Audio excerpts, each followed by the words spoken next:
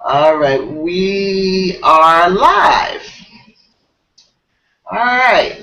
So I guess let's give it 5 minutes or so to see if Randie um, and Joel and Labib are able to get in. Um, I guess I will switch back over to the event page and see if there are any messages from them there. It looks like we have one viewer. So to the viewer, I just want to say welcome to the National Black Feminist Book Group. We plan to get started in just a few minutes, but we have 3 other people that are regular participants. So I want to give them a chance to come into the group, particularly because we need to do the runoff election. You know, we have a tie between the 2 winning books. So let me just jump over to the event page. Venita, I'm going to put the camera on you. Okay, you're frozen. Except I don't see you. Where are you? Oh, there. Okay. Mm-hmm.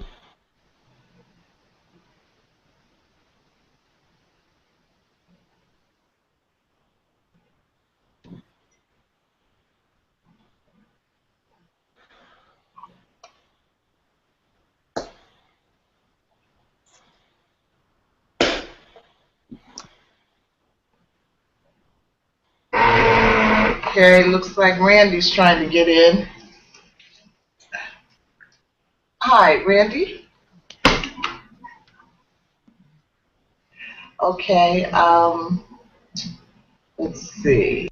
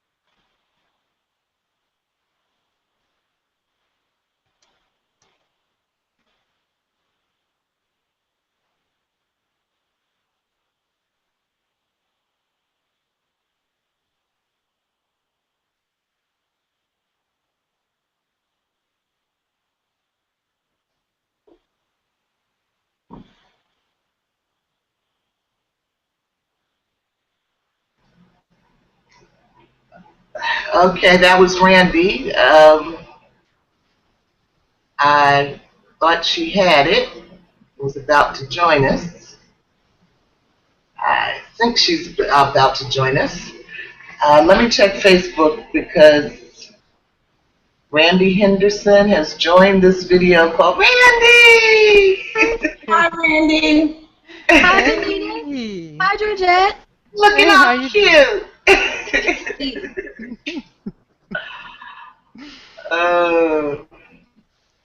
My hair is a mess.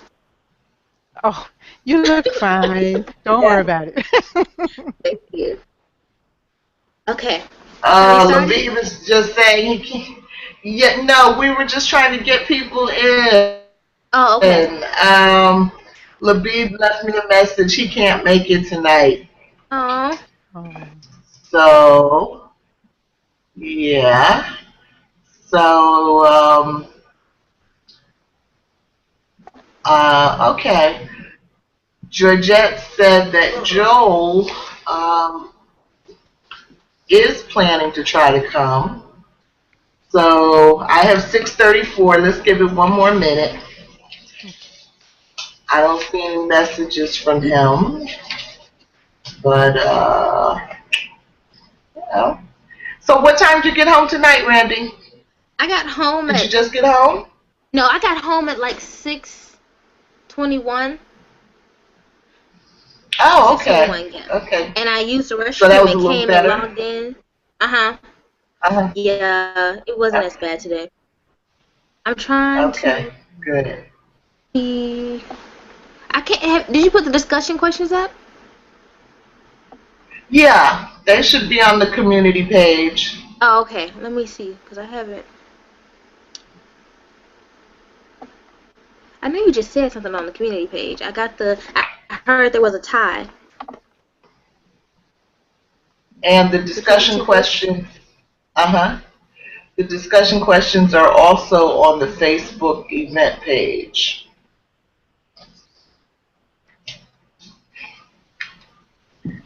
So I have 6:36, so why don't we go ahead and get started, okay? Don't leave now, Venita. Okay. Okay. Oh, I'm right here. Just trying to, I can't see. The elderly people.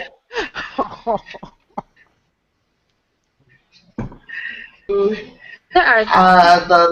The you found it? Mm-mm. I've got a Do delay we have going two on. pages? Don't we? Of what? Don't we have two There's a pages for the feminist book? Well, I just posted tonight. I posted descriptions for the two books that are in the runoff. Mm-hmm. Yep, I Yeah, see that. but there's another post that has the notes. Okay, Okay. you got it? There's a there's a tie. Black women's economic development. You are invited. Cultures do not make people. The vote. You might be better off on the Facebook event page if you can get to that quickly, Okay, 1 second. because it's just a straight down list. Okay. You know. It's usually very easy for me. It's right in my corner. Yeah. All right. Well, welcome everyone to the National Black Feminist Book Group. This is our last meetup for session 1. We began on June 3rd, and we have been reading Danielle McGuire's book, At the Dark End of the Street, Black Women, Rape, and Resistance, A New History of the Civil Rights Movement from Rosa Parks to the Rise of Black Power. Everyone, it looks like we have 2 viewers with us tonight, so welcome to you. I hope you're not trying to get into the discussion and having a problem. If you are, please leave a note wherever you are. You can leave it on YouTube or Facebook or Google, and I'll check back over there in a few minutes to try to help you get in if you're trying to. Otherwise, it's fine to watch us on YouTube, and but I want you to know there are 4 of us here. We can have 10 people in space. So my name is Michelle Odom. I'm one of the co-hosts of the book group. And I want to say to all of our regular participants, including Randie Henderson, the co-host, and Venita Walker, who's been a regular member, and Georgette Moses, who's been a regular member, well as the couple of men that join us regularly but are not here tonight, Joel Jones and Labib Hamid. I've just really been grateful for your company and your participation and your willingness to share your insights and wisdom. I've been a reader my whole life, and it always takes me a few minutes when I start these sessions to remember where to put the camera. But this is me talking, Michelle. And, I've been in a number of book groups, but this is definitely a new experience for me, and it's been a lot of fun. So I hope that you have enjoyed it as well. I'd like the other people that are here to introduce themselves. I should say I'm a member of Black Women's Blueprint, and I'm at the Blueprint offices here in Brooklyn, New York. And Randie? Hi, my name is Randie Henderson. I am also a member of Black Women's Blueprint. I'm also an intern, and I am watching remotely from Atlanta. Okay. Georgette? My name is Georgette Moses.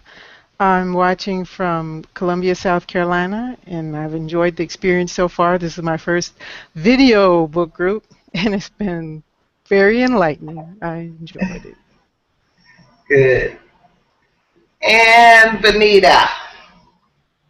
Good evening. My name is Venita Goines Walker, and I'm watching remotely from Hartford, or should I say Cromwell, Connecticut. It's been really a good experience for me. Okay. Short-winded. Good.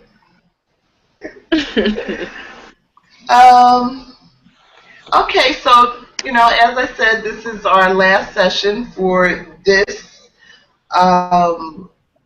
session, but we did decide to do a second session, and everyone contributed one or two book titles, or had the opportunity to do so, and we took a poll, and that poll, which I closed at 5 o'clock today, had a tie between two books. One is called Medical Apartheid, and the other is called We Are the Ones We've Been Waiting For. And I posted on the community page tonight descriptions of those two books, if anyone feels that they need them. But I think that the people that are here, I do wish Joel and Labib were here, but I am really just determined that we end tonight knowing, what our next step is, what our next book is going to be. So maybe we can wait until the end of the meeting, because maybe Joel will have joined us by then. But what I want us to do, the people that are in the Hangout tonight, is just choose your preference between Medical Apartheid and We Are the Ones. And if at some point you want to go over and look at the descriptions, you can do that. I'm going to tell you right now, Georgette, as much as I am interested in reading Medical Apartheid, and I will read it at some point in my life, I really am leaning, I really do plan to vote for We Are the Ones we've been waiting for.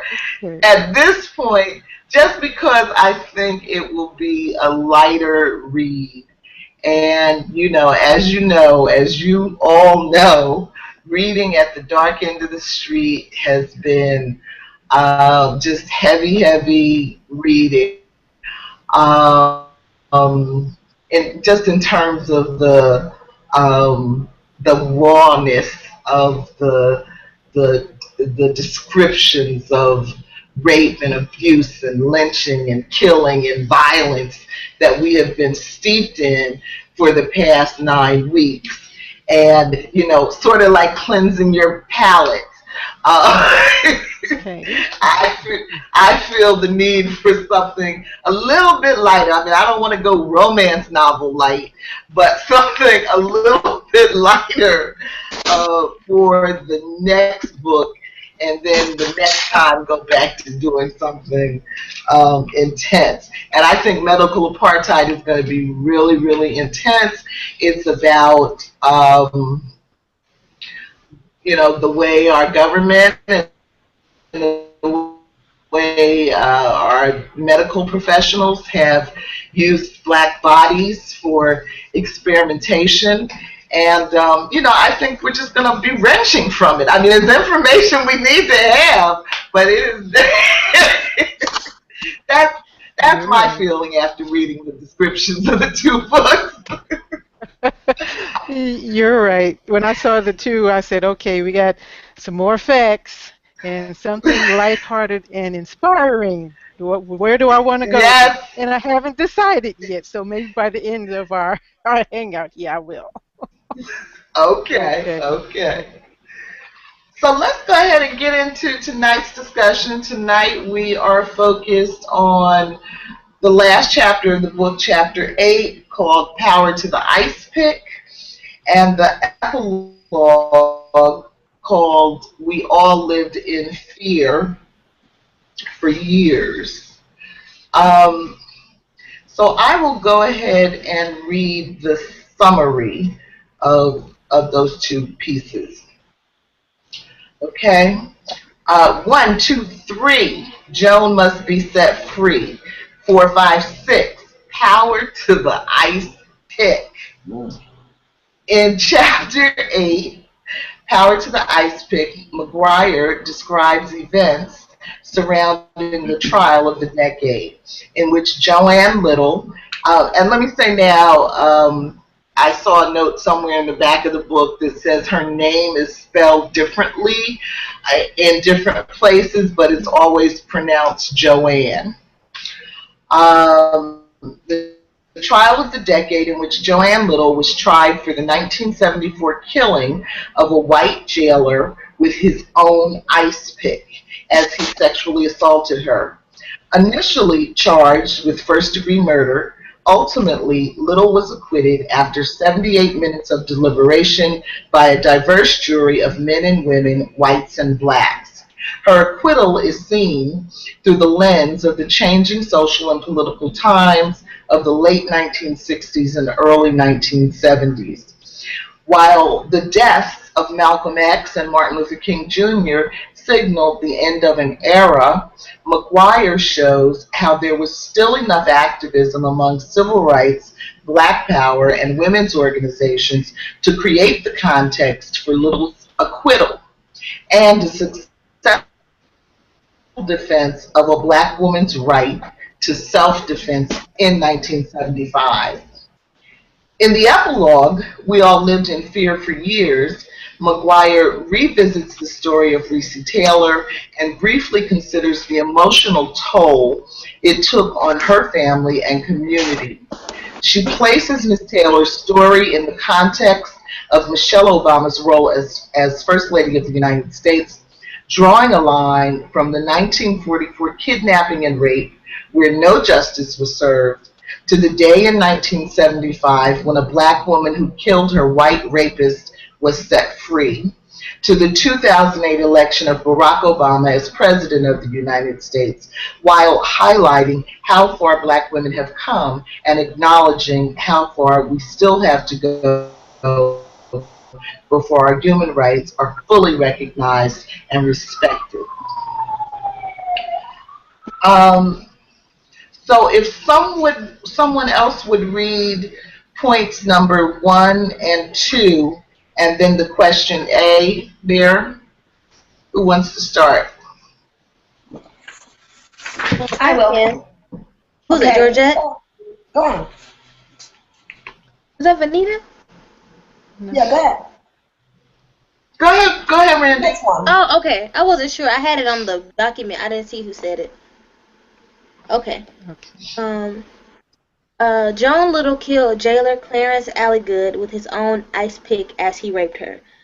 Poking out of the cell of the sole female prisoner was a pair of shoeless feet and brown socks.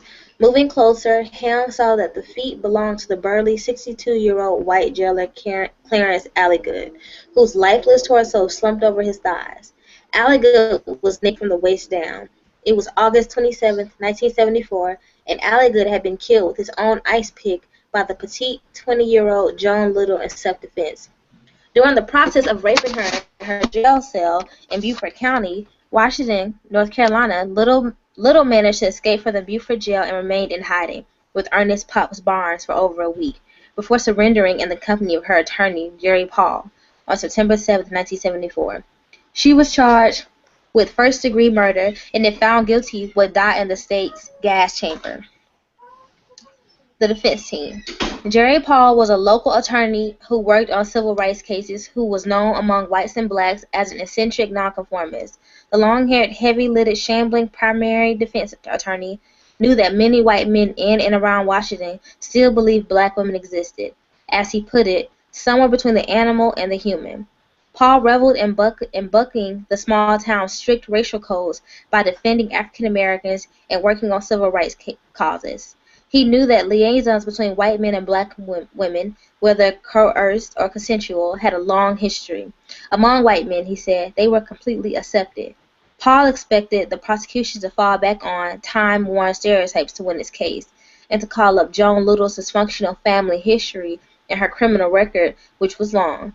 They know they're racist, attorney Jerry Paul quipped, but in 1975, it may not be a good thing to admit you're a racist. They think that the nation comes down on you if you're that way and you won't get industry in your town. Karen Galloway, one of Little's attorneys, was the first African-American woman to graduate from Duke Law School. Question A. How important has it been to the civil rights movement to have white people like Jerry Paul supporting the cause of freedom and equality? Thank you. Anybody?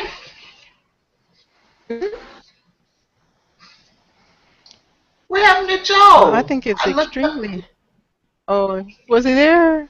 Yes. He was. Oh, maybe yeah, he he'll was come there back. for a minute. Yeah. Go ahead, Georgette. Okay, I was going to say that I think it's extremely important to have white people, or even just the people who are in power, involved in a movement of change, because if you don't have them involved in it, you'll be stopped at every turn, and you have to have somebody who thinks like the group that's in power to help you strategize and maneuver and garner sympathy. Mm-hmm. Mm-hmm. Yeah. Anybody else? I'm with Georgette. I think allies are very important. The same way having men as allies for women in terms of anything dealing with, women's rights, having to constantly say that it's human rights. I think having men add to that voice is definitely powerful. It sucks that we need white allies in order to be heard sometimes, and that we need men to say the same thing we say in order for people to take it seriously. But I think it's very important. I agree with Randie, and I'm glad you said that because it reminded me that I wanted to, give a little ego stroke to the men that have participated with us in the hangout. I didn't really know what to expect going into that. I mean, I certainly expected that women would be attracted to a group named Feminist. And I was hoping that some men would show up, but I wasn't sure. So if they happen to catch a clip of this, I want Labib and Joel to know that I really have appreciated your presence in the book group for exactly the reasons that Randie is saying. And also I admire your strength. I mean, if you can put up with Michelle and Venita, you're somebody. Real men. What's his name, Venita? These are real men. Hey, these are manly men. You can't believe it. They got their Hercules stuff going. Yes. That's the kind of man I like. Yeah, girl, yeah. Ooh. Oh man. Venita, what would you say on the question? Are we still on A? We're going to B now. Go to A. Stay on A. It's very important. First of all, although racism was very prevalent, discrimination, we already know that, all white folks didn't feel that way. We have to kind of bear that in mind also. That everybody didn't feel that way. And you have to put yourself in certain positions also. Even the citizens in that area, all of them didn't feel that way. However, you dare not go against, the majority. Yeah, he was one of those people that was brave, and you still have to be pretty brave, even being an attorney, to do what he did. Right. So yeah, I admire him. Right. He is someone, a person, a Caucasian person in particular, to do that. He also set the tone. Right. And birds of a feather flock together. So he also, by him being a Caucasian attorney, invited other like-thinking Caucasian people, to try to understand without biasness what's going on. So yes, it was very important. Right, and other black attorneys as well. I kind of sort of knew of Jerry Hall back in the early '80s. I worked for a number of legal associations that were doing political work, and so I know that he was in partnership with plenty of black folks, not just the young woman that he partnered with on this particular Joan Little case. So yeah, I agree. I think it's been important. We had white people as abolitionists. Venita, your favorite whipping boy is the NAACP, and and I certainly cannot defend much of their recent behavior, but certainly history, there are lots of white people involved there too. So I think it's important to recognize that and keep that in mind when we're tempted to go down the I hate white people road, which it's easy to get on that road. So. Well, you gotta be careful because you might be talking about your own people. That's true. I got, I know that's right. Grandfather. So gotta be careful with that. No, Absolutely. All jokes aside, though, I mean, really, I have friends, and I'm fortunate to have friends from all nationalities and all walks of life, and it's just this is ugly people. Everybody's not ugly, but you only need two of them. Right. To spoil everything, So you have to be objective, and you have to be confident. Right. We have to figure out how to judge people. Right. And we have secure women like us, G and Randie and Michelle. We can do that because we're fabulous, and we have no problem with that. Yeah. Okay. Right, Randie? Right. All right. Okay. Okay, can someone read points number 7 and 8 and question A, 8A?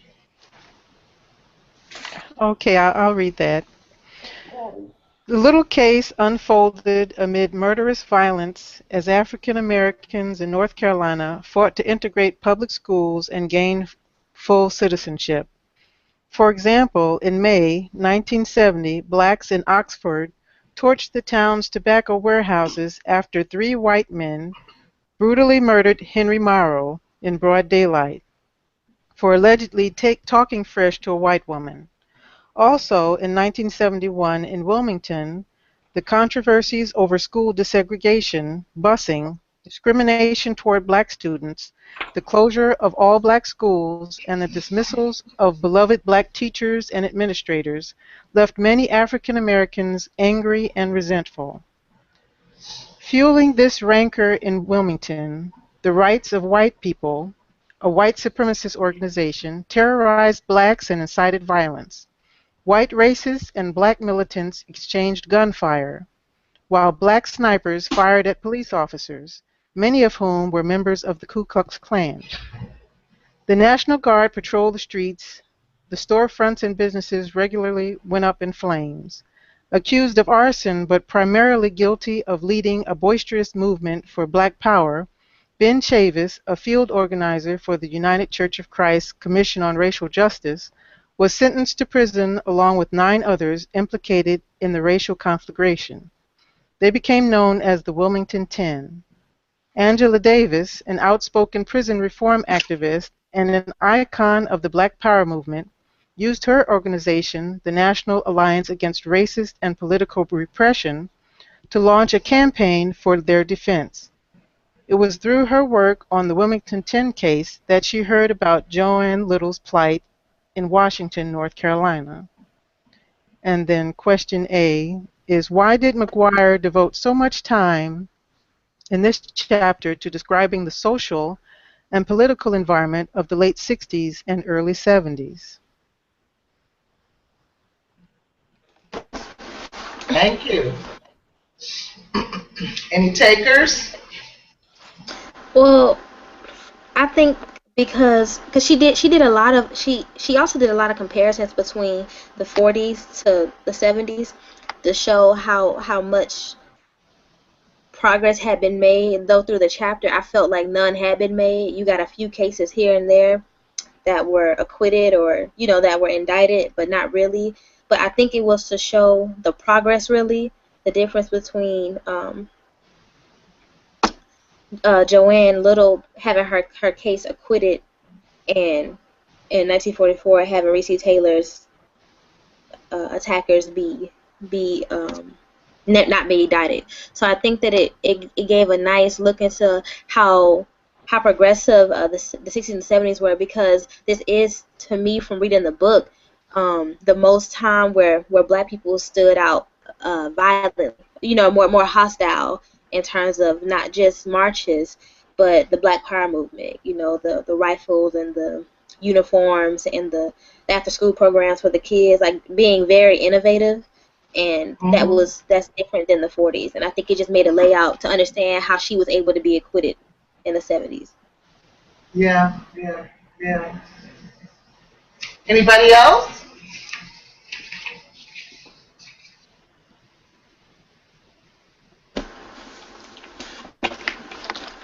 No, I absolutely agree with Randie. It was definitely a change in the time. They weren't very concerned with being respectable as getting stuff done by any means necessary. So, absolutely agree. Yeah. Well, I mean, I think in terms of the question, why did McGuire devote so much time to describing the social and political environment of the late 60s and early 70s? Because she did. The chapter really is, I think, dominated by the blue context. And I think it's simply because were it for that political context,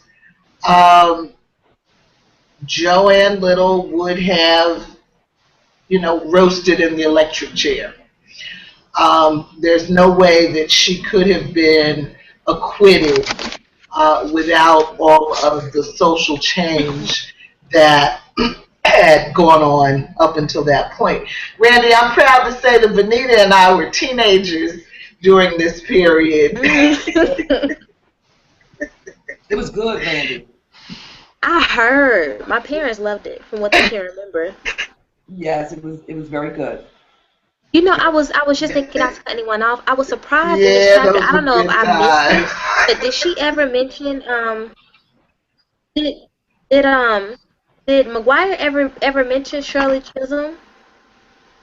No. I don't think And that was so. surprising to me because she ran for president as the first. She ran for president, so I'm just so surprised that she didn't mention that Well, now you sound like Farrah. in terms of the changes. Well, yeah, but I mean, actually, I think, as you said, in, one of our very first meetings. Hello, Joe. I see you keep trying to get in. Thank you. Hey. As you said, Randy, there's but so much you can get in a book, in a single book. And so, while she covers a lot of ground, there's also a lot that she does not mention. Whether it's because she was suggesting because she didn't consult with the right sources, or whether she just, had reached her limit on what she could actually include. But, they were definitely changing times and hopeful times. And she also mentions the backlash that was occurring, at the same time. She talks about Richard Nixon, aka Tricky Dick. And, so to me, the way that I have always described the nonprofit environment for like the last 40, 50 years or so is that in the 60s, the country blew up. It just blew up. And the philanthropic world started just throwing money at nonprofit organizations, just do something, calm the people down. And they didn't really much care, whether or not your program was designed well or was effective or had good outcomes or anything like that. By 1980, when Ronald Reagan came to town, we started to see this call for accountability. But what's really coming out now, as we learn about that ALEC group, what is it? The help me, Georgette. The is it Association for Legislative something? It's something like that. Yeah, but my point is that while we thought we were gaining all this new power and freedom and equality in the 60s and 70s, and we were, feeling good about that, the forces of reaction were steadily and quietly putting the pieces of their plan in place. And so Ronald Reagan was sort of a visible marker of, okay, we're tired of all this freedom talk.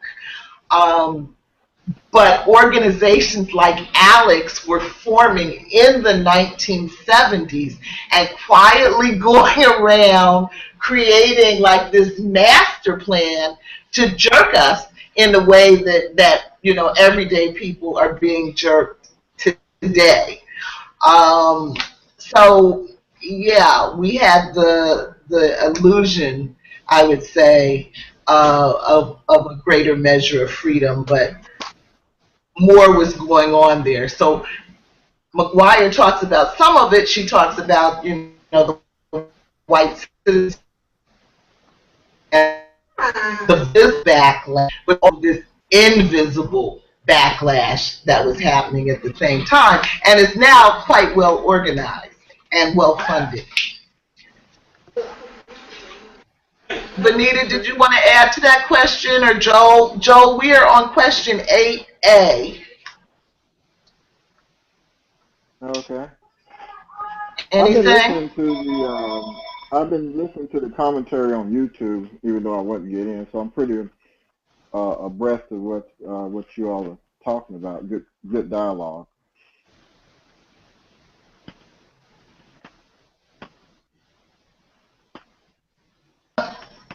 Okay, so let's move on. We need someone to read point number 9,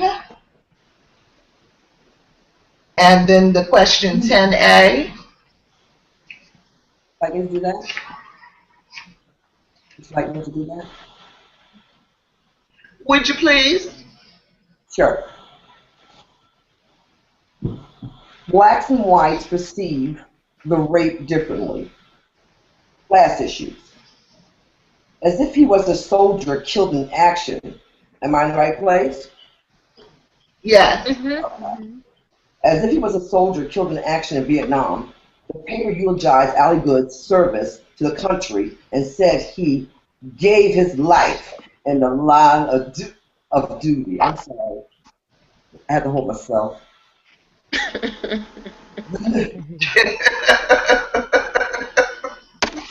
Ooh, this chapter was too much for me. The line of duty. The newspaper failed to report that Ali Good had been found naked from the waist down while he was in the line of duty.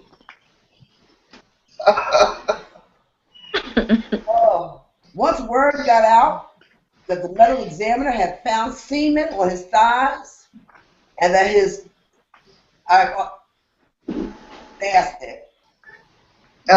yeah, that the medical, where are we? The medical examiner had found semen, okay, and was loaded with sperm. Just say sperm. Evidence that he died at the moment of sexual climax. Joan Little's claim that the sexually assaulted her gained credibility.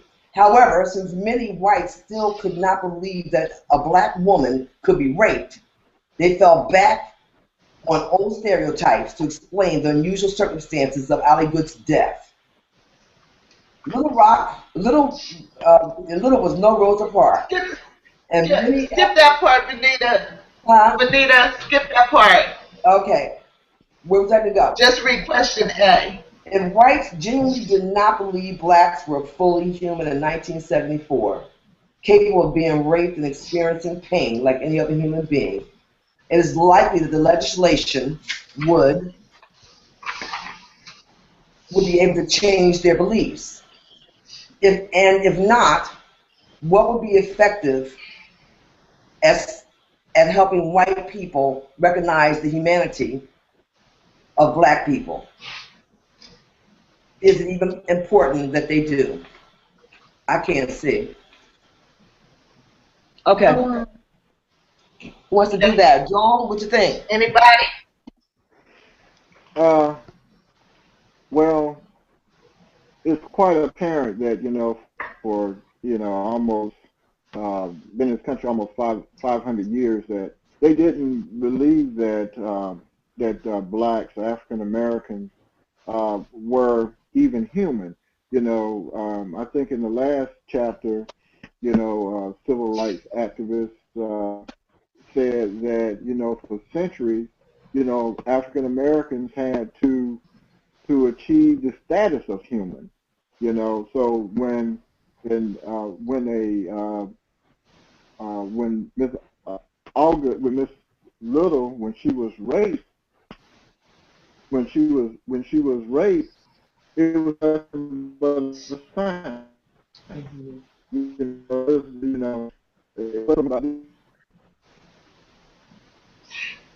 I, that was going I, against her on social norms, you know, um, her police records and, you know, her, you know, quote unquote dysfunctional family, so forth and so on.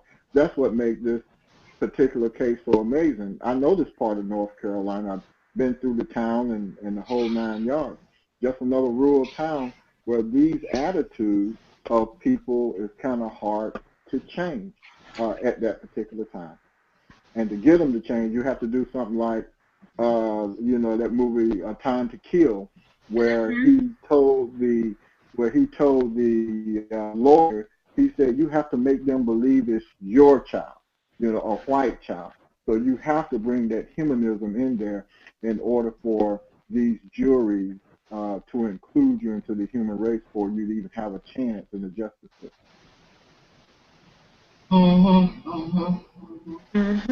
I agree. This your question, Michelle, actually made me think of the Toni Morrison quote that for Harriet posted on their page. Did you see it a few days no, ago? I don't think Um, so. Well, it just said the very serious function of racism is distraction. It keeps you from doing your work. It keeps you explaining over and over again your reason for being. Somebody says you have no language, so you spend 20 years proving that you do. Somebody says your head isn't shaped properly, so you have scientists working on the fact that it is. Someone says you have no art, so you dredge that up. Somebody says you have no kingdom, so you dredge that up. None of that is necessary. There will always be one more thing. So in terms of your question, is it even important that we do or that they do recognize our humanity? Where I'm at now, if I would come across somebody like that, I have to recognize that I can't, there's absolutely nothing I can say. Because at this point, you're actively trying to be like this. And you actively don't want to see. Because you cannot be living in this country and remotely aware of anything, you know, speaking English or anything, and not see that Black people are humans, you know, and that what we go through in terms of racism and oppression is very real still. If somebody I come across is still stupid, I don't know. I don't think that it's our duty to convince them. I think it's our duty to focus on ourselves and help build each other up and work on focus on ways that we internalize racism to change that. But in terms of changing somebody else's feelings about my humanity, I just can't do it. Here, here. I agree, 100%. But Who has the time? hold on, Venita. I just want to say, yeah, I did see that Toni Morrison quote recently. And I also want to say, if you look at the top middle of your screen, there is the Wi-Fi symbol and all those little. Do you guys have that? Yeah. Okay. Go all the way up. Okay. No? Okay. Yeah, I see it. If you see it, you can click on that Wi-Fi symbol and push it all the way to the right, and that gives you a higher bandwidth. I just learned tonight, and apparently that sometimes helps with the freezing and the delayed sound. Yeah, mine is quick. Okay, go ahead, Venita. Okay, go ahead, Venita. I agree with Randy 100%. We have too many other things to do. I cannot wear that on my shoulder. I am not trying to convince anyone that I'm human. I'm not trying to convince anyone that I'm Black and fabulous. I'm not trying to convince anyone of anything. Okay? If they don't get it by now, they're never going to get it. So we could be doing other things like elevating each other, as Randy said, doing things that make a difference in our own lives, both personally and also for the whole of humanity. Nobody has time for that. No. Those that believe what they believe is going to believe it anyway. And those that aren't, going to keep it moving. So we need to keep it moving. We really do. We spend too much time on that. I'm going to tell you something very quick. An incident happened to me. I'll make it fast. I was with my son, my second one, Clint. He's now 26 years old. He was in middle school at that time. And we were just standing out there casually waiting for our children to come out of school. Bearing in mind, the ratio there was 98 to 2. And there was these couple... Yeah. And there were a couple of mothers standing out there. They look like a typical suburban Caucasian women. Suit to the side, haircut, with the scarlet lipstick on at 3 o'clock in the afternoon. And I was standing with a friend of mine, another Caucasian woman, very cool person though. And we were talking about the arts, and I was telling them how wonderful the arts are, and that we do have a few here. Not many. It's not a cultural place, but we have, the Harvard Symphony, Real Arts Way. So one of them looked at me, with one of these type things, and says, "Well, I don't go into Hartford." I said, "Well, Hartford's only 9 minutes down the road here, 91 North. If you start out now, you'll be there at 5 o'clock." So she looked at me and said, "Well, I can't. I don't go to Hartford. All the prostitution there, and all the drugs there, and the this and the that." And she went on and on and on. So she caught me on a good day, and it was her lucky day because it was a good one. So she said to me, I said, "Well, she says," and looked at me. And I was, if she'd have caught me 10 years before then, I might have thought a little differently. But you come to a time and a point in your life where you just don't care. Ignorance is nothing you can do. They won't die. You can't kill them. They just want to be there. She looks at me and says, "Well, I'm sure that you can relate."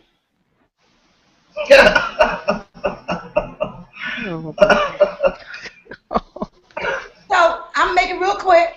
I was cool about it. I had to pat my own back. I said, "Well, contrary to popular belief, we don't manufacture cocaine in the basement of my home. We eat spaghetti, and when we go to the bathroom, we sit down just like you. But remind you, if your husband stopped going to the city and paying 50 cents and bringing that stuff back home to you, if your uncles and your sons and your husband stopped going down there and buying the dope that they put there, then maybe we wouldn't have that kind of crime." And I also reminded her that it was her lucky day. You met a sane black woman. Write that down.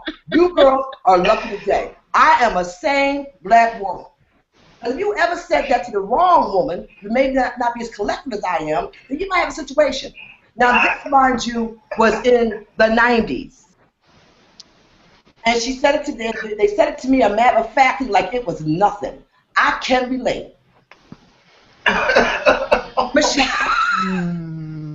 So, no, we haven't come far at all. That's what I'm trying to tell you. I don't have time to prove anything with these folks. You got folks still thinking that in the 90s. You got people thinking that in 2014. We have other things to do. Meanwhile, it's not a lucky day. Well, I'm glad it was her lucky day. And I told her she should go home and praise Jesus that I was the same woman. You know what I'm saying, girl? And I was having a good day that day. But I'm just trying to tell you that, Randie, because I do agree with you. You're not going to change folks. You can enlighten them, and I did. And I let her know that that's not how we do it in my home. Now, I don't know what she read in books and saw on TV, but no, that's not how we do it. And the black folks that I know don't do it that way either. Anyway. Well, I don't know. I guess I have mixed feelings because I don't have a clear answer to this question. On the other hand, on the one hand, I completely understand and agree with the feeling that we don't have time to worry about what other people think about us. But on the other hand, when I think of people like Trayvon Martin and Renisha McBride, just out for moving through their lives, and being killed by people who clearly did not see or value their humanity.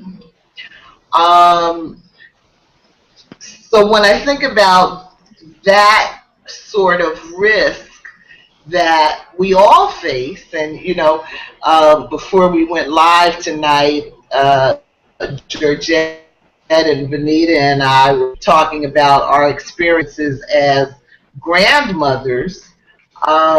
And so it's just always with me that this is the world we're leaving our children and grandchildren. And and it feels to me like we haven't really solved anything, but are in fact regressing in some significant ways. So I think it was naive, understandable, but naive to expect that the civil rights legislation on its own would be sufficient to, you can't change what's in people's hearts um, by decree, by law. Um, but I think whatever other step there needed to be, as a nation, we have not taken that step. And that is why we continue to go around in these circles. Someone wrote, I don't know if you guys saw this, maybe about a week or so ago, someone wrote on our YouTube page, you mean you coons can read? What? And yeah, and I deleted the comment. I was not. I Go ahead, Joe. yeah, I believe that those type of people you're not going to change anywhere, and I agree with Randie. Uh, Everything that she said. I was just I look at the part of being human. Institutions have to recognize us as being humans. The justice system in which we're into, somehow or another, when we go like like you said, Trayvon Martin, somehow or another, those people, they could not see a time to kill. They couldn't look at Trayvon Martin as being their child, and that's they won't give the African American male or the female a break when it comes to their life or when it comes to their body.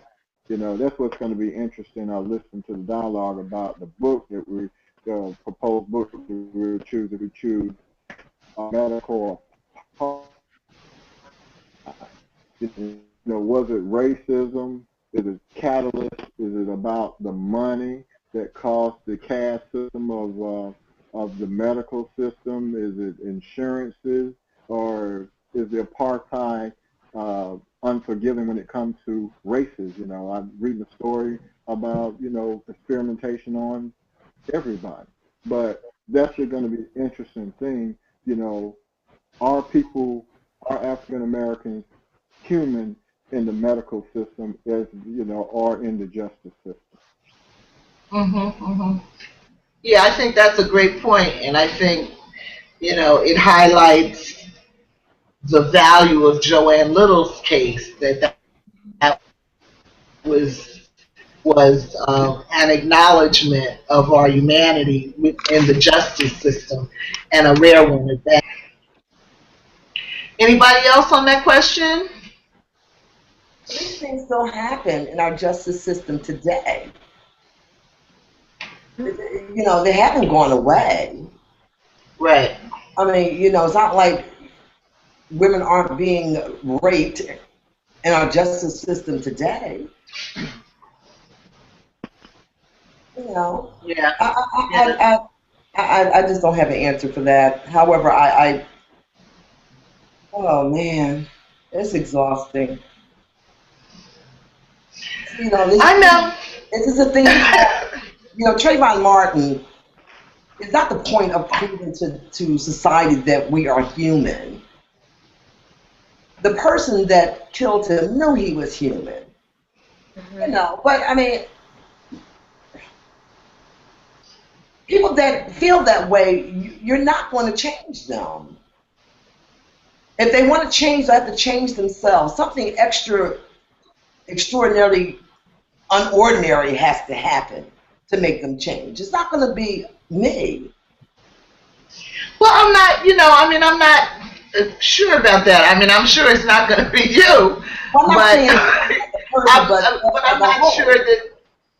Yeah, but I'm not sure that there's nothing that can be done. We haven't tried to do anything other than pass legislation, which has been fought tooth and nail from the day it was passed. You know, we as a country have not actually made any other kinds of efforts. If we know, for example, that a baby is not born with hatred in their heart, then we know that hate is a learned emotion. And so if it can be learned, it can be unlearned. If it can be learned, we can be looking at what we are doing with babies from the day they come on earth that leads them to becoming either George Zimmerman or not. You know, we haven't looked at the problem, I don't think, from that kind of an angle. Well, and you know, if I may, go ahead. Go If I ahead. may, you know, I think we can. I think individually, you know, we can make a difference with people that we. So I always say that African American history, or this type of history, it's just not important to, you know, you and me. You know, most of us, when we're learning, we have an interest in learning the history. The problem is getting our contributions inside a mainstream, you know, education. You know, to seek out a Caucasian that might be ignorant of, you know, our contributions and whatnot. And I also have a personal challenge just to talk. Excuse me, I can't hear you. You understand what I'm saying? You know, or I didn't hear what you said. You know, it's more important for that. Can you hear me now? Yeah, but I didn't hear anything else that you said. Can anybody else hear me? I can hear you. We can hear you now. I hear you. Oh, okay. Yeah, it got a little garbled there for a minute. Okay. It's important to, you know, to have that moment with that child, you know, that clean slate, you know, those clean slate children, to let them know, you know, what our contribution is all about, because that is our struggle now. Our cotton fields, we must struggle in the integrated society that we are in, you know, to prove that we still are worthy of being there. A lot of times we look at it as being wasted energy. However, that's not your full, you know, that shouldn't be your sole purpose, but that is a purpose to prove twice as hard that you deserve to be there, whether they like it or not. You know, I mean, I spent 22 years in the military in a system that tried to kick me out every day for service, and it was hard, but that's what it had to be. And I always thought about it because I had a lot of African American history in my background, and I was like, I had a grandfather, and I'm gonna tell you this quick story, and I'm gonna go. I had a grandfather that was down in Florida. He could drive a tractor as a laborer. He was told, you know, when nobody was there to drive the tractor, what they did, they wouldn't allow him, they finally allowed him to drive the tractor, but they took the seat out of the tractor so he couldn't sit down. So I think about that kind of stuff, you know, and I think about that kind of stuff, and I think about what we have to go through today, you know, and I don't know, I just have that fight in me, you know, about that particular thing, as you all do. I'm just not the only one, as we all do. But I think about those struggles, and I think about what we have now, and it just give me a little bit more strength to say something else to that Caucasian that don't. Mm-hmm, mm-hmm. Okay. Maybe I'm just tired, Joel. Maybe I'm just a little tired of that. I raised two sons that are wonderful men, educated men. My first son, Aaron, is 37 years old.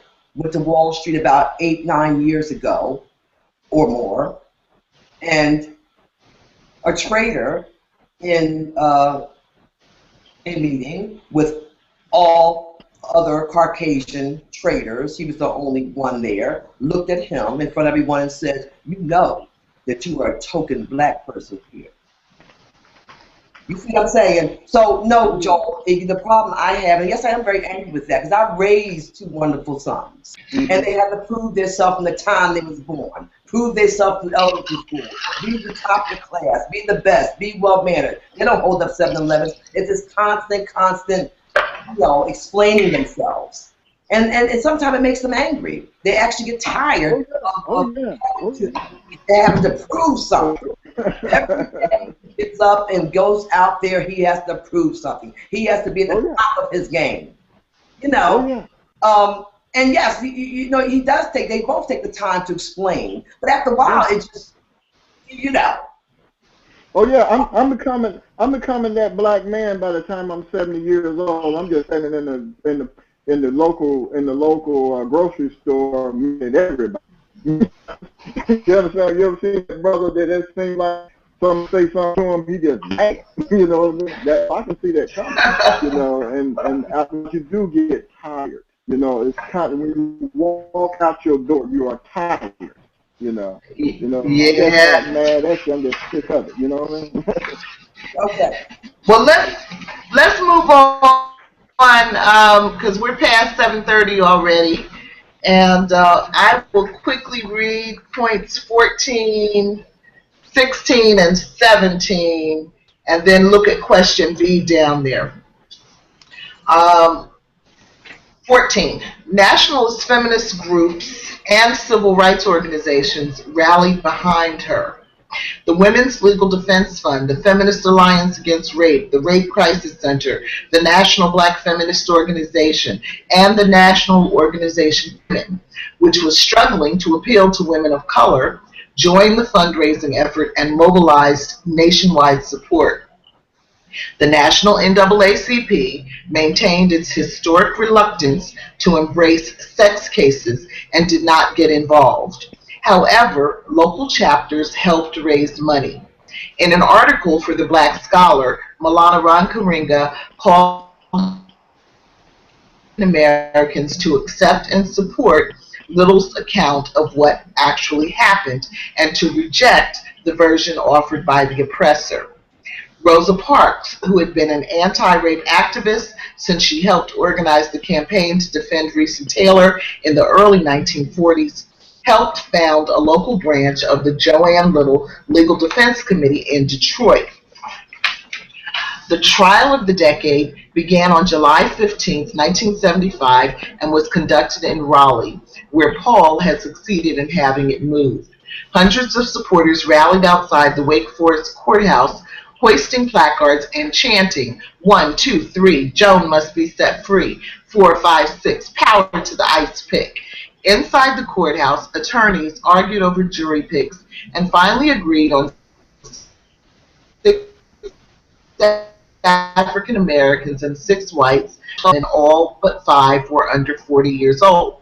During the trial, defense called on a stream of black women who testified about their experiences at the Beaufort County Jail.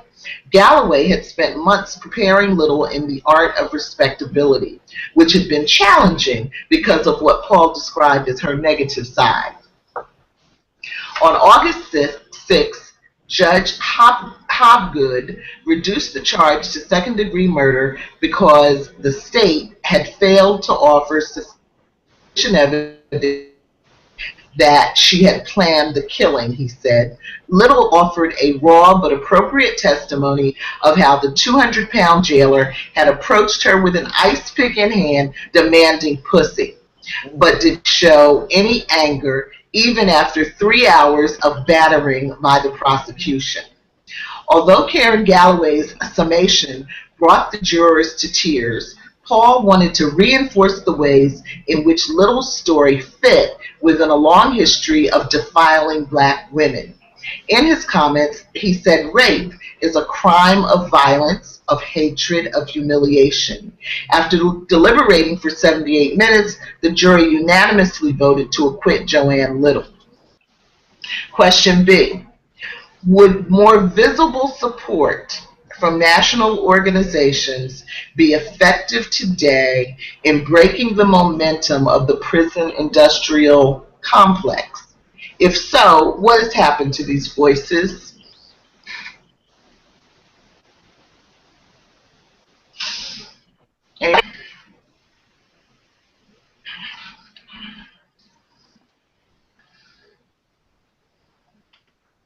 Well, don't I can get a stab at that. The answer to that, in my opinion, is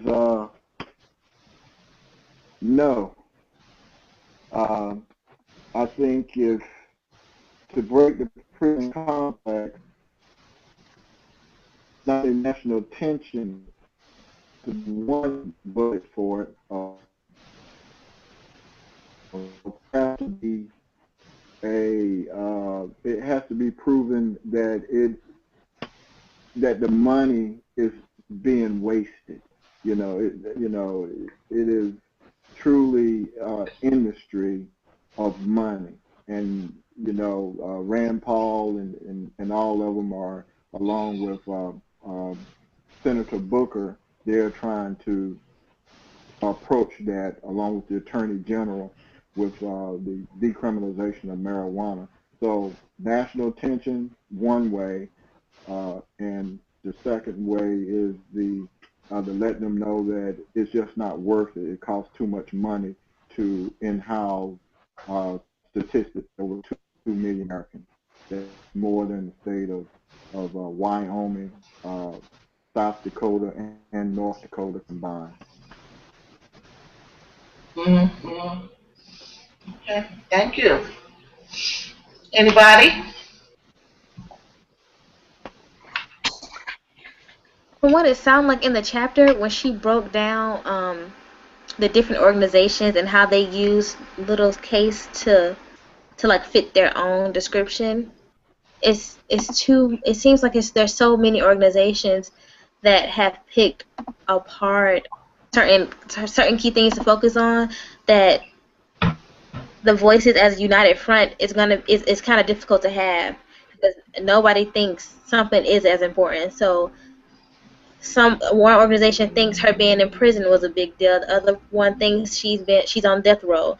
The other one think it's talking about her being a black woman. So nobody's really using intersectionality at this point. They're making they're like making people choose one, and it's impossible to choose one, especially as a black woman. You have to acknowledge all of the complexities about ourselves. And so, in terms of would it make a difference now, I don't think so, because of those reasons right there. Nobody thinks of black women as whole. We have to either be one. We either have to be black or we have to be a woman. And so, and all the little sub things that come with being both black and women. That's interesting. One of my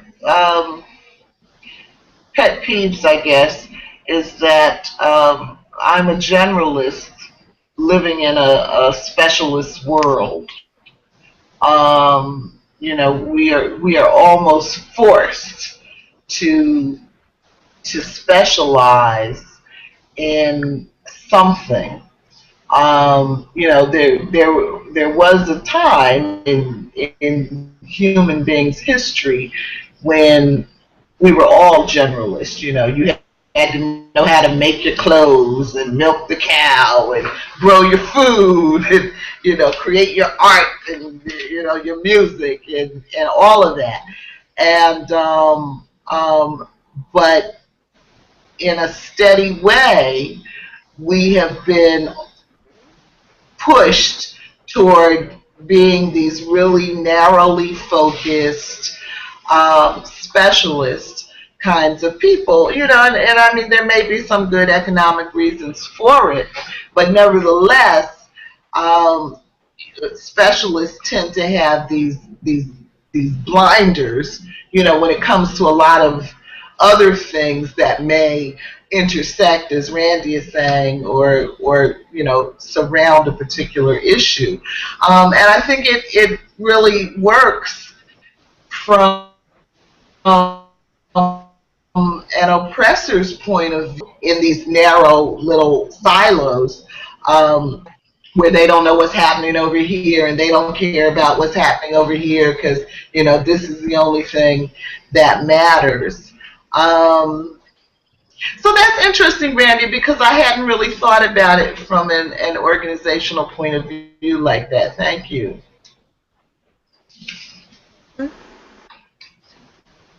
Anyone else on that point? But hasn't that been a problem all along with the black race, as far as our organizational unity? That after a while it starts out with one objective and ends up with another because egos come into play, which has a lot to do with us being divided the way we are, and organizations thinking differently. The whole ego comes in, and it's not after a while. It's not about the victim. It's about right. So right, and that happened when the 80s. Yeah. That's what I'm finding now. It's just even the black organizations around today. It starts out as one representing one thing, and before you know it, all these egos come in, and by the time they get done, I have no idea what they represent. They don't even have an idea what they represent. What are you saying about the 80s? I'm saying the 80s. In the 60s and the 70s, we were still somewhat united. We thought differently. You saw all the different organizations, but as time went on, progressively, the organizations start to run more off of ego than objective. Which brings us into it reminds me it reminds me of something Dr. King wrote about, of the need to feel special. That and he talked about the different Greek organizations and the church clubs and all of these different things that we have such a need for, so that everybody gets to feel special. And even Dr. King, I mean, one of Ella Baker's great criticisms was that King's ego was so big you couldn't get through the door with it. So I think that's why I was asking you about the 80s, because I really think it goes deeper than that. I think it's much older than that, and maybe a natural part of human history, or a sign of our collective insanity. But it's a huge problem. It's a huge problem. I agree. It started a long time ago. It just appeared to me that it progressively got worse after the 70s. More organizations, more ego, more me, more I am the king, more Jesse Jackson. And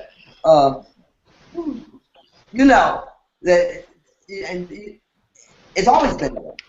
It just got progressive. Are you okay, Randie? Yeah, something's in my eye. Girl, I didn't know you was about to fall out on me or what. No, something's like been, I don't know. Don't mind me. I'm listening. Okay. Anyway, I'm done. Where's Michelle? Okay. Oh, okay.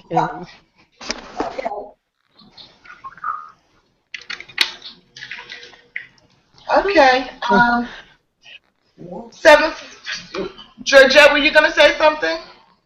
Well, I was just going to add briefly that even though all our national organizations, they all have clay feet, because our leaders have clay feet, we still need their voices, no matter how effective or ineffective they've become, because at every moment we're at the point of sliding back to the ground we fought for, to lose it.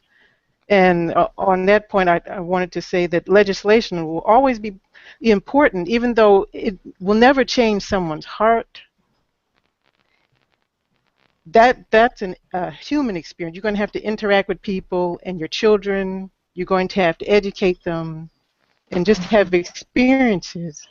But the prison, and then I just wanted to say the prison industrial complex is definitely, that is a moneymaker. And until you can make something that's negative non-profitable, there's always going to be someone to keep it going for you.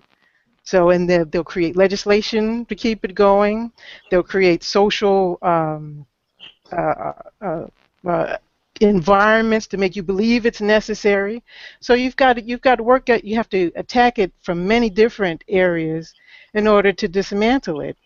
And even though we don't have a lot of faith in some of our organizations, our leaders, the United Negro College Fund, the president of that just disappointed me, because I was looking at him a lot better than I was looking at the NAACP, but he went over to the Koch brothers. So for the money. Yes, yes. So we can never give up on that, even as tiring and as burdensome as it is. And that was a beautiful quote, Randie, you gave. You quoted, and it just really described everything any oppressed people have felt about the situation when they don't have the power. But we can't stop, because you look at your children and you think about their children, and where do you want them to end up after you've said you were tired? And if the people who came before us had gotten tired, where would we be? So we can never stop. And so that's all I want to say about that. Thank you. Well, let's go on and do points number 19 and 22. And you know, and then do our vote. We might be able to get this in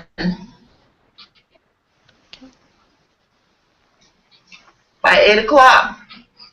19 and 22. I'll read it with one eye. Okay. So the epilogue, we all lived in fear for years. Reese Taylor turned 89 on December 31st, 2008. McGuire met her and her family on the inauguration day of the first black president. They met in Abbeville, Alabama, where her family has stayed nearly side by side with her assailants for decades. Those country roads and old homes surrounding Abbeville will always be crime scenes. There has been no resolution or reconciliation or justice. The violence resonates through generations. Not surprisingly, most whites denied it ever happened, while blacks remembered it well. Reese's father had counseled his sons to be cool at the time, said one of Reese's nephews. Black men were lynched. They held back because if they got lynched, they couldn't protect the family. If you dead, you can't protect anyone. Daddy wasn't scared, but he couldn't do what he wanted to do because he had no money, no transportation, didn't have an education. It handicapped him. It affected him emotionally. The brutal rape of Reese Taylor in 1944 and the sexual exploitation of thousands of other black women in the United States before and after the Civil War is a central part of our history that has been grossly understated and unacknowledged for far too long. Though it may seem unnecessary, even lurid, to examine the details of sexual violence, it is crucial that we hear the testimonies of black women offered at the time. Until we come to terms with our history, even its most shameful secrets and their legacies, we can neither really understand the past nor appreciate the present. McGuire devotes very little space in this book to discussing the impact of rape on victims and those who love them, so I was happy to see her at least mention these issues in the epilogue. Her raw account made this a difficult book to read, even for black people.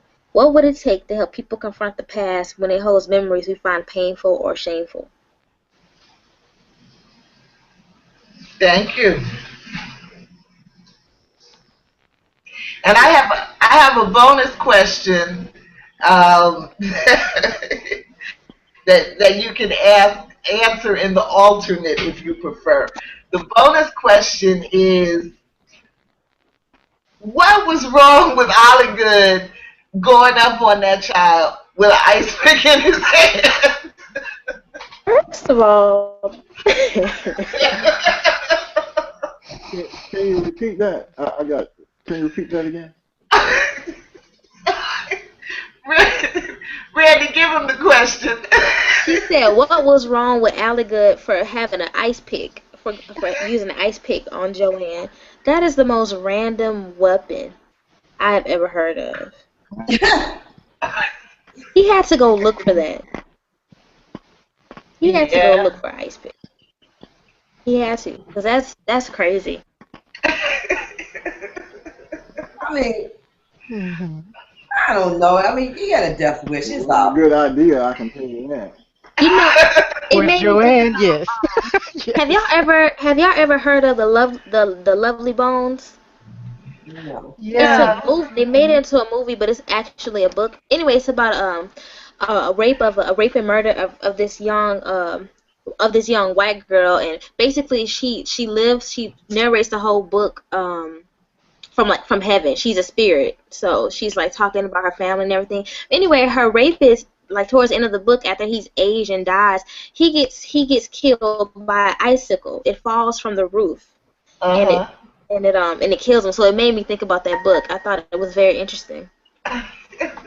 So it just made me think about it.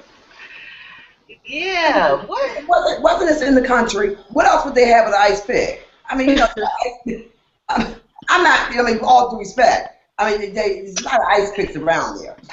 You know, ice picks. You know, Red Dog with red trucks. You know, Red Dog beer with red trucks and ice pick. I mean, what do you expect? Yeah. In the 70s. That's sophisticated. I mean, he was not obviously. You know, I mean, some of these very remote places, backwoods in the southern states. I mean, you know, ice pick would be the weapon of choice. I mean, but Venita, wouldn't you put the ice pick? Venita, wouldn't you put the ice pick away before you had an orgasm? No. You understand? That's not how they do it down there. That's not how they do it. Most folks would have, but not there. You can't ice pick one. Anyway, that was just crazy. I know. Woohoo! You're right. Yeah, I would have been Joanne too. I would have took those 20. You know what I'm saying? But that's crazy. But you know, I don't know, girl. It just goes beyond me. It really does. And you know, another question I want to ask you right quick. What is Jerry said that he had to spend countless hours prepping her for respectability. Mm-hmm. You know,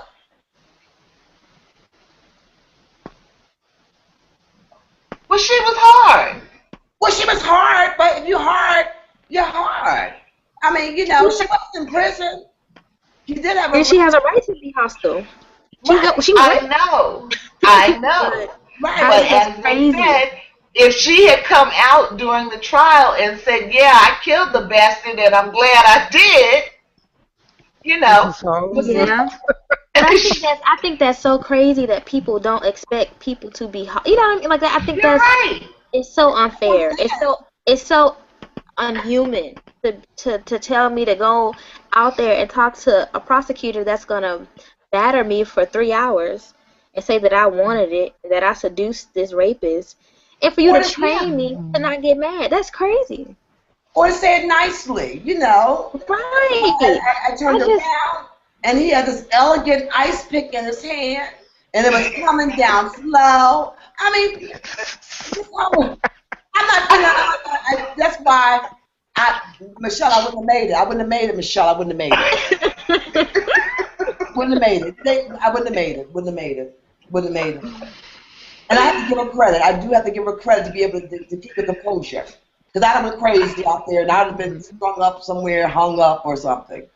You know, I just don't have that in me. But that's why I'm here today. And thank God it wasn't my name. It wasn't me. I'd be dead. There wouldn't be a story behind me. Dead Venita. Why you laughing? All right. No, but I mean, things like that, you know. But the whole respectability thing bothers me anyway, because I listen to my grandmother, who was born and raised in Chapel Hill, North Carolina. As a matter of fact, my family, my great grandmother was one of the founders of, and her parents of Chapel Hill. She was a Cherokee Indian, and you know, down south, it amazes me. You know, I've been there, down there many times in many different areas. You know, it's okay to be this. All right, I gotta cut you off, Venita. It's 8 o'clock, and I want us to get this vote done. Joel, did you hear us talking about the need to do a runoff between medical apartheid and we are the ones we've been waiting for? Yes, ma'am. Okay, and you heard me put in my plug for we are the ones. Okay. Okay, so, you know, really, I mean, I think, you know, except for Labib, we are the 5 people that have shown up here on a regular basis. We had a few more votes than that at the poll, but I think it's completely appropriate that we should be the ones to make the final selection. So let's everybody just call out their vote. I'm voting for, and I'll take the tally here, I'm voting for we are the ones. Georgette? Oh, you go right to me. You want me to come back to you? Yeah, you can come back to me. All right. Venita? We are the one.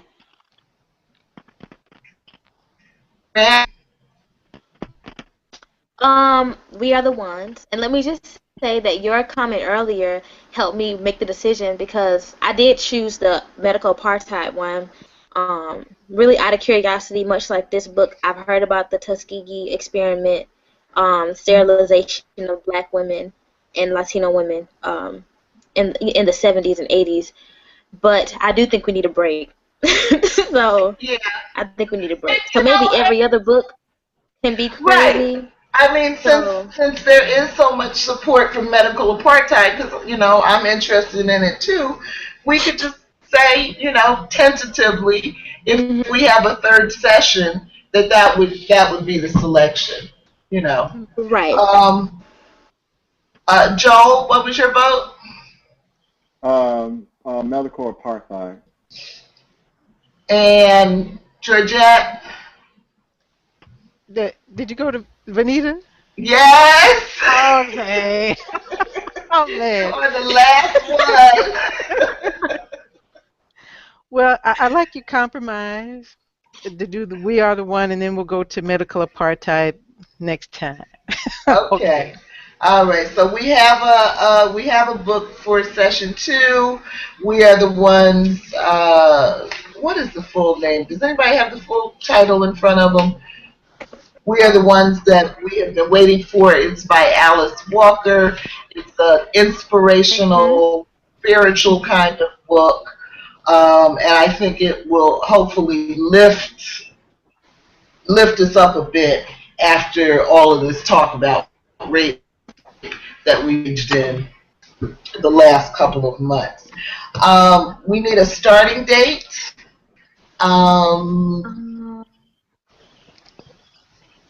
Do we want to take a week off or 2 weeks off? Give ourselves time to get the book. A couple of weeks or so. I think 2 weeks is good. Okay. So the 19th or the 26th? Well, are we happy with Tuesdays at 6:30 p.m.? Works for me. I'm flexible, so. Or if everybody Sunday, else is Tuesday or comfortable. Sunday works for me. Does Sunday work for people? Sunday works for me. Anybody have a problem with Sunday? Oh no, we get ready to go. We get ready to go into football season. That's not good. Oh, we're gonna lose our guys. We would lose the guys. No, I feel the same way. I'm a football fan. Sundays is not a good day for me. Okay. All right. I forgot. I wasn't thinking. You weren't thinking. Okay. I wasn't thinking. Venita, Venita, any idea what might be the best day for Clint? I don't know, Michelle. The boy's working like a DOG. You know, he's just getting into his career. All right, so we can't count on him. All right, so we'll stick with Tuesday. Tuesday will probably be a better day than, of course, on the weekends. You know. Okay. Anyway, so. Okay, and 6:30, is 6:30 still okay, Randie, or you want to go for 7 o'clock? 6:30 is fine. Okay, it's 6:30, and we'll take a 2-week break, which brings us back here when? The 26th? Are we starting today and then count 2 weeks? Are we? No, the 19th. I would say the 19th. Okay. So it's really a week. It's only 1 week then. No, that's 2 weeks. Well, maybe you know what? I'm looking at. Wait, no. 5th is this week. Next week is the 12th, and the 19th. That's only a week. Yeah. We're on today. No, the 12th is 1 week. And then the 19th is 2 weeks. In other words, Randie wants 2 weeks without 2 weeks free. That's what I thought we were saying, right? Did we say a week or 2 weeks? I'm confused. We said 2 weeks. Okay. Yeah, so that's the 19th. Okay. Unless y'all were telling me we should do 3 weeks. No, the 19th is fine. Okay. I'm counting it like it doesn't matter. A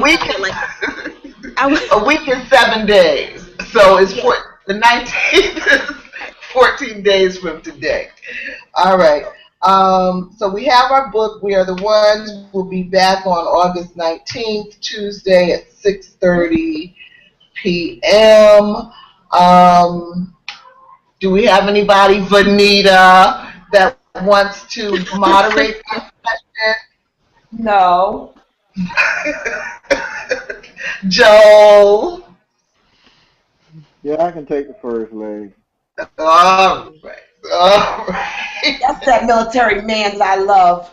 Yeah. That's right. So we'll look at how the book is laid out, Joe. If it happens to have like what's that initial chapter called, Randie? You did it the first time. The prologue. The prologue and a chapter 1. If it has a prologue, will you just include that with the first chapter? Yes. Joe? Yes, ma'am. Okay, and so it just involves, creating some notes. You've seen the different styles that we have, and email those to me as soon as you can, and I'll get them posted. That's all I have. Again, thank you, everyone. It has been a complete pleasure for me, and I look forward to seeing you in 14 days, Randie. I just put it in the calendar. I'm going to be on at 6:30 on the 19th. All right. All right. Enjoy yourself. Have a good night.